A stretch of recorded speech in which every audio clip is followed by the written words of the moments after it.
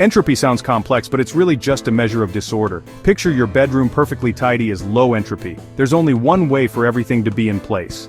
But messy? There are countless ways for things to be scattered. High entropy. Nature favors messiness because it's statistically more likely. The universe moves from order to disorder, simply because there are more ways to be disordered. Entropy also relates to energy. Concentrated energy, like in a log, is low entropy and useful. Burn the log, and the energy spreads out as heat and light. Now it's high entropy and can't be gathered back. So entropy is about how many ways atoms can be arranged, and how useful energy is. A scrambled egg is high entropy, an unscrambled egg is low entropy. The universe constantly takes neat, useful energy and smears it into a disordered haze. This isn't just a tendency, it's a law of physics. Every star, planet, and living thing is part of this grand process of increasing disorder. The universe began in a low entropy state after the Big Bang. For 13.8 billion years, entropy has been on a one-way journey upward. This relentless increase in entropy dictates the flow of time. It shapes the fate of everything, from stars to life itself. Entropy is the universe's unseen organizer, guiding its story from order to chaos.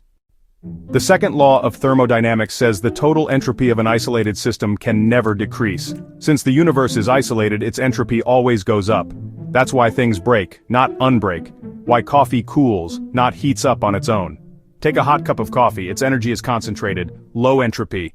As it cools, energy spreads out, reaching thermal equilibrium, maximum entropy.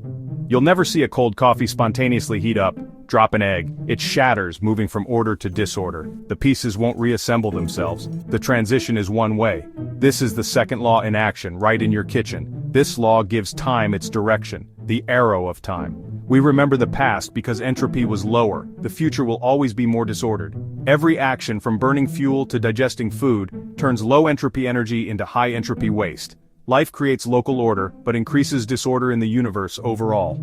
In the end, the second law always wins. Entropy's rise is what makes time flow forward. It's the reason you can't unbreak an egg.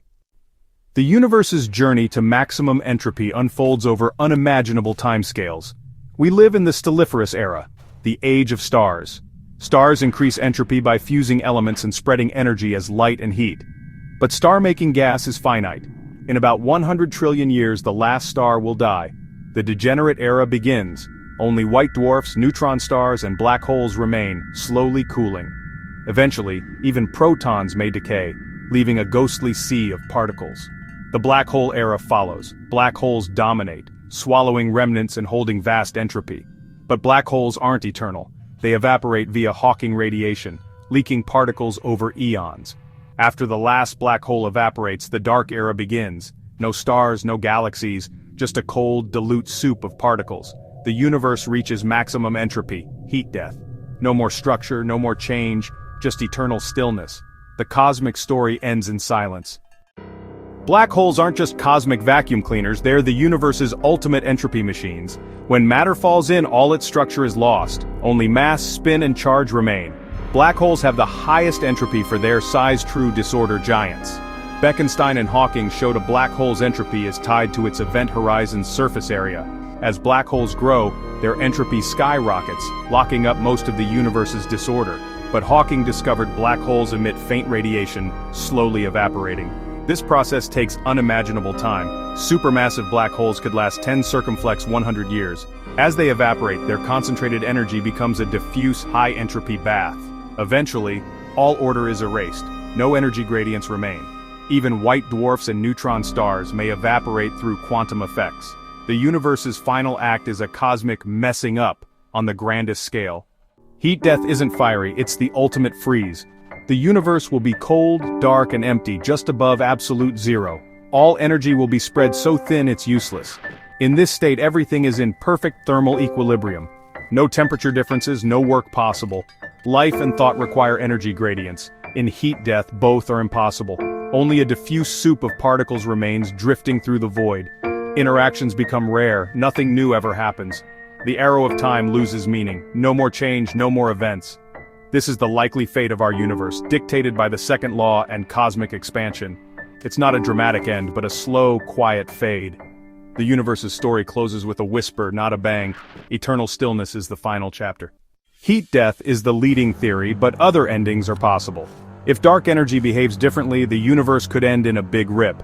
In this scenario, dark energy grows stronger, tearing apart galaxies, stars, and even atoms. The universe ends violently, ripped apart in a cosmic finale. Or if expansion reverses, we could face a big crunch.